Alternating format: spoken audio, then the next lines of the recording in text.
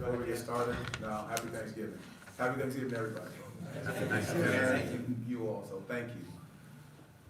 Go ahead. For the game, we talked about the challenge of back-to-back, 6 games in 9 days, facing the defending champs. Just how your group responded to that challenge, especially down the stretch, considering all those factors. First of all, the fans were incredible. From beginning to the end, they stayed with us. They cheered for. I mean, it was incredible in there. But our guys' resiliency and toughness to go down, and they made a bunch of runs, and we knew it was going to be this type of game. But that's what the growth of this team is turning into: the belief system of knowing what we're capable of doing in big games. Coach, first of all, congratulations on the huge statement victory tonight. You talked prior to tip-off about the second unit maintaining the flow of the game. You got great contributions off the bench from everybody, but really talk about Joe Ingles' poise and really what he brought to the table tonight. He brings that poise. He brings that maturity. He settles things down. He's willing to make the physical play. He makes the right pass, gets guys in the right position on the floor. He's coaching on the floor. I think it's so great to have him that he settles so many things down for us while we're out there, and he allows that second unit to really be themselves and thrive in the way they are. Coach, Ron's offensive lead tonight was amazing. What have you seen as far as his growth in the leadership side of things, maybe on and off the court? All of that. I think his ability to see and communicate the things that he sees, that's not easy for a lot of people to do, because he sees the game a little bit differently because of his IQ, but in the way he's able to communicate it with his teammates is very special. And then at the end, he had 24 points in the second half. They challenged him, and he stepped up, and he made big play after big play. Goga didn't have his first foul until 5:49 left in the fourth quarter. You talk about defending without fouling. What did you think of his performance tonight, especially against Jokic, and for him to hit those free throws late? I think by committee. I think Goga did a fantastic job. Obviously Joker is so difficult to guard. He makes some of the toughest shots. He gets his own rebound, goes back up. We got 3 guys flying there trying to rebound with him, and he still comes away with it. But again, I can't say enough how proud I am of this group, how hard they worked, and how they continue to believe in what they're capable of doing on a regular basis.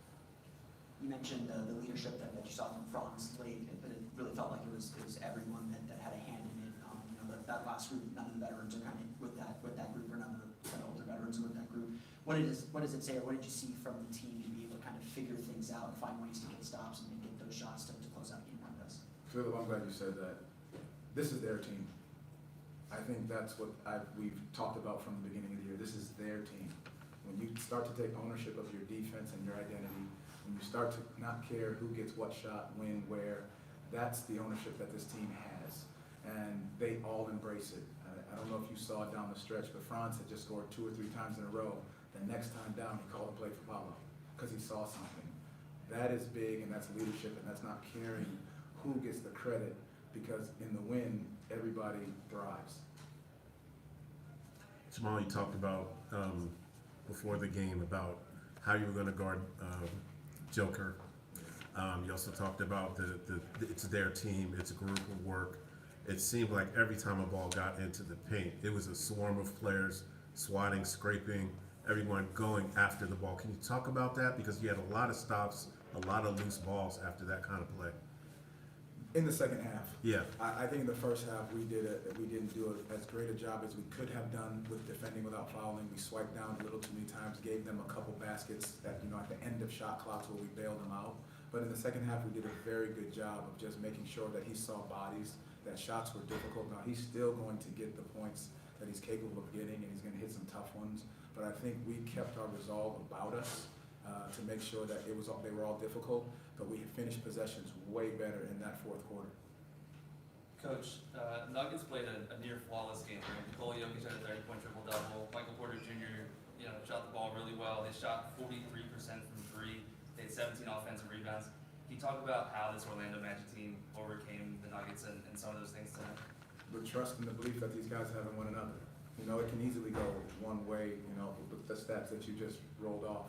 But I think the way in which our fans were behind us, the way in which our guys communicated and believed in what they were capable of doing in each moment. I mean, Cole Anthony comes off the bench and gives you 20. I think that's big. In whatever moment these guys are asked to do something, they do it, and they step up and they support each other. And I'm going to keep going back to it. Our identity is that we're a defensive team that strives for pushing each other to be better every night. Okay, last two here. Okay. Hi, Coach. This is from China, Miku, and congratulations on today's win. Thank you. And thanks. And so I want to ask, this must add confidence to the team today's win. So, what's the goal for this in-season tournaments? Do you have any chance for the goals? I think it's just going to continue to grow and get better. I think every single day that we practice, we get better. Every game we come out, we find a way to grow and get better. And I think with each guy is seeing that, and we're feeling that from what the maturity level that these guys are showing with their communication and just their belief system and what we're capable of doing. Thank you. Back-to-back games, the team comes out strong in this second half. We know that that's been a struggle for the team of late, but how much growth has it shown, even really in the last 3 games going back to the Indiana game, how much better this team has played and focus coming out of the locker room? I think as coaches, it shows that, they're listening. They understand that we've been in this situation before. I think the last time we talked about it, it was the first game was the Lakers-Clippers. You go back to that, what happened in that game? Then you come back and you have the Brooklyn-Chicago. What do you do in that situation? So you have things to reflect on. And so we're able to pull from that, and these guys remember the feeling. And then once you can feel that, you know exactly how you have to respond. Thank you, Coach Mosley. Thank you, guys. Happy Thanksgiving. Happy Thanksgiving. Happy Thanksgiving.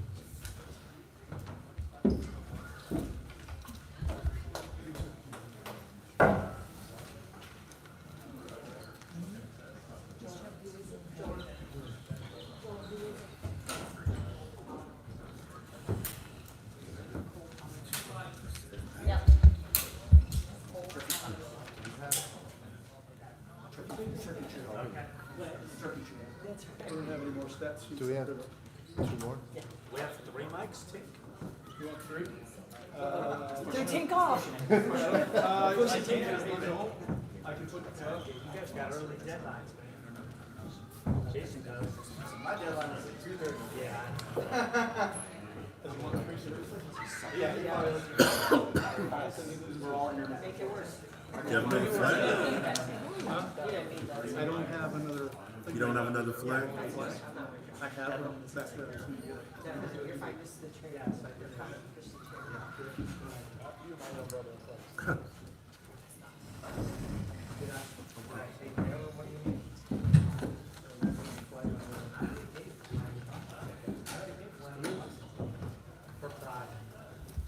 I don't either. I'll wait on you, King. I got it. Oh, we do have 3.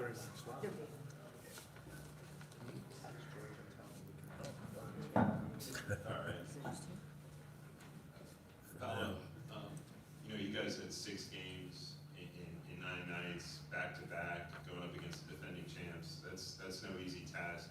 Just how your group responded to that challenge, especially down the stretch tonight. Yeah, I think it was just a mindset that we had to have going into the game. Coach walked in the locker room before the game and just told us to be greedy. Don't get satisfied with the win last night. Come in tonight and with the same energy, same mentality, and just go hard and try and get the win. That's what we did. Cole, there have been some solid crowds so far this season at home, but did this one feel different, especially after Suggs and Jokic got into it? After what? Suggs and Jokic had a little extracurricular, I guess. Yeah, I don't really know what that was, but shout out to Jay, always love the intensity. Crowd was definitely into it. It's been dope this year. Like we were just saying to P in the locker room, I don't think I've seen any games where we've seen more fans than the other team in here so far. That's something that we definitely noticed and we appreciate that for real. Fact.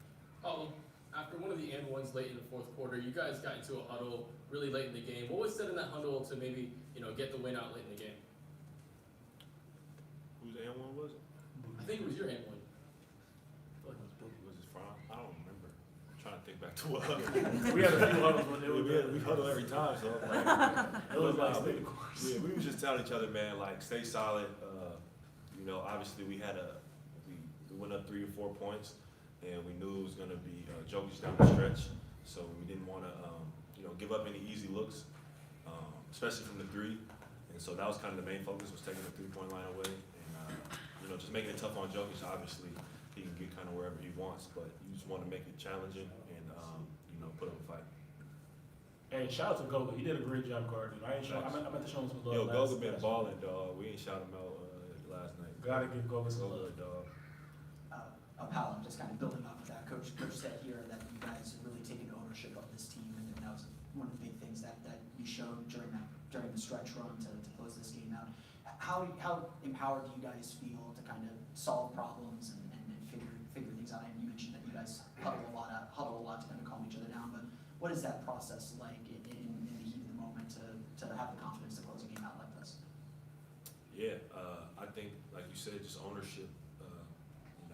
We want to be a great team. The coaches can only do so much, and so we got to step up as players, hold each other's feet to the fire, hold each other accountable, and but also be the calming voice for each other. We can't let each other get flustered out there. So if someone makes a mistake or someone is starting to spiral, we got to be able to bring each other back in and just come together as a group. Paolo, earlier you mentioned how Jokic can kind of stretch the floor and be anywhere. When he comes down doing that point center thing, what's kind of the mentality of the team defensively when you see him coming down doing that? What adjustments do you make to that? Yeah, I think just, like I said, he's going to get wherever he wants. And we were all telling each other, don't swipe down, just show hands and try and make him score over the top, even though, if he scores, it's 2 points. We don't want to overhelp or overreact and then give up a 3 to Porter or Caldwell Pope. So that was kind of our mentality, especially when we got up 3-4 points. Look, if he's gonna kill us with 2-pointers, we can live right now. We just don't want to give up the threes. Paolo, 4 or 5 from beyond the arc tonight. You're now shooting 42% from 3 on the season.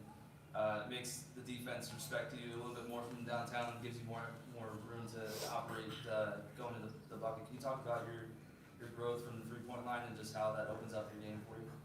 Yeah, I think just one of the things I just honed in on over the summer. Obviously, I think a lot of teams' plans is to go under, let me shoot, and whatever it is, stop me from getting to the rim. So my whole thing is just making them pay. I've always been a good shooter.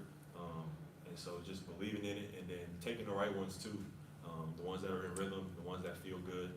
And when I do take them, shooting them with confidence, there's no wavering. Every shot I shoot, I think is going in. So that's just the mentality, and I've been shooting it well. So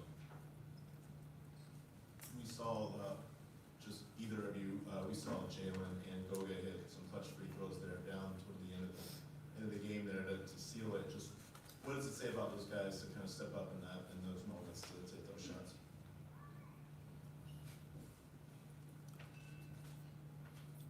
Those were big free throws. Shout out to them. I was really calm and composed of them.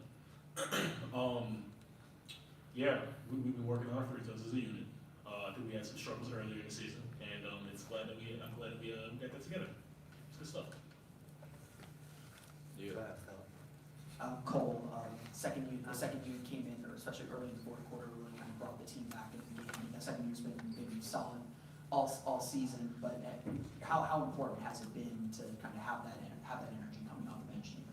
Yeah, man, I think we got a second unit where we have 5 dudes who probably start on a different NBA team, but we've all kind of bought in, and I think we've done a great job of kind of playing for each other, and I think that's what really kind of got us back into the game started that fourth quarter. I think we were down 6 going into the fourth quarter. We're down 9. We might have got down 9, but then we stayed the course. We got in that paint, and we might have had some looks in the paint, but we made that one extra pass and we got like 3 straight threes, which got us back into that game. I think Mo hit one, I think Joe hit one, and I think Gary hit one. Those were it was all just that trust factor, and that was really big, and I think that was a turning point in the game. Because I think at that point I think we might have got up a couple points, and I don't think they might have got up 1. I think at the end of the game, and it was 113-112, but that kind of got us that lead. I think we did a great job of keeping it, maintaining.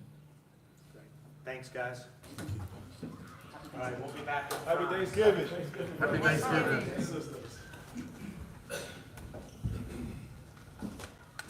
Dinner at my house. Here it comes.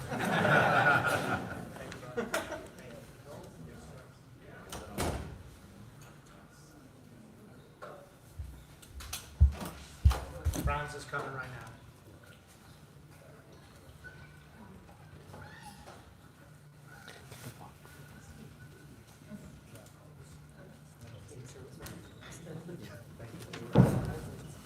Yeah, it's like one of Chris went. Okay. Thank you. Hey, George.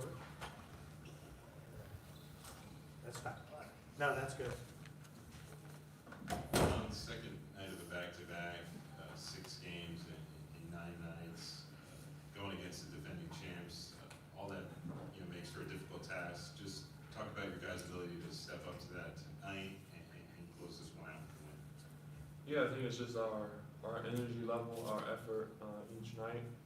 No, it's been really good these last couple games, so we gotta make sure we keep that up. Enjoy the holiday tomorrow, but keep building on what we've been doing. Franz, congratulations on the win tonight. 24 points for you in the second half. You kind of struggled there in that first double. What clicked for you? I just try to make the right play. I was probably overthinking it a little bit. Yeah, but at the end of the day, I tried to come out aggressive, still make the right play. Was able to get a rhythm in that third quarter, and at the end of the day, I think another great team win. Everybody contributing. The bench playing great again, so we're gonna need downside as well. Coach mentioned that you guys have really taken ownership of this team, and you can see that a few times with how you guys huddled and certainly how you guys closed the game. Does it feel like there's a different confidence or that you get from each other in these late game situations? I mean, what was kind of the feeling in this one? Yeah, for sure. I think that's one of the main things this year for us. When we walk into the building, we have a belief about ourselves that, not just that we're competing that night, but that we're winning the game. And I think ownership is a huge part of that, making sure that we're always engaged. And the coaches always tell us we're out there, we're feeling stuff that maybe they can't see. So I think those huddle ups, especially when stuff isn't going great for us, is really key. Franz, you guys have been together as a group for a couple seasons now. What have you guys been able to develop to be able to do this on the second night of a back-to-back against the defending champs? I think we just, we've been through a lot these, at least in the last 2 years that I've been here, a lot of lessons. But throughout the time, we had a great vibe in the gym, and just everybody likes each other. It's as simple as that. We have great chemistry, not just on the court, but I think off the court. I think to be a really good team, that's one of the main things that we gotta have. And it's a lot more fun playing like that when you like the guys that you're out there with. Franz, congrats on the win. What exactly did Coach tell you at halftime? I mean, you came out in the second half, scored the first 6 points. You could tell Coach Millsy was on the sideline, kind of fist pumping, and excited that you were going to the cup. Anything exactly at halftime that he just told you to? No, sometimes that's how the game goes. Like I just said, I thought I was overthinking it a little bit, but I don't want to come out and just jack away shots just to get points or whatever. At the end of the day, we want to win as a group, and I gotta make the right play. I thought I did a solid job in the first half, honestly, but sometimes the ball doesn't go in, and you just gotta stay aggressive and keep going. Franz, you seem to have your way with Joker on a couple of those drives there. One where you almost had him turned around. Did you kind of study his tendencies inside the paint? I just tried to read him a little bit, just give him my left hand. And once I get in that lane, it's really just reading and reacting. Big guys, it's always harder for them to stop when they're already going in one direction. So that's something I work on in my workouts, changing pace, stuff like that. I'm still getting better at that, but yeah. Franz, it looks like down the stretch, you guys are so composed with how you attack. Seems like you guys are hunting the matchups, in particular when they were switching automatically, getting Gordon off of you when you set a ball screen, that it puts you guys in an advantageous position to score. Whether it was you getting to the rim because you had a defender that you could attack better, or when Paulo hit that 3 that came in, you got the switch. Gordon was on the opposite block, but you knew he's gonna load to you to help, and that created space for Paulo to catch that and get a clean look. Was that something, a read that you guys made in game, realizing that they were automatically switching and not getting skinny and getting over the top, or was that something that you guys discussed maybe at halftime or during the timeout, that that's what the matchups, that's the kind of matchups you need to attack?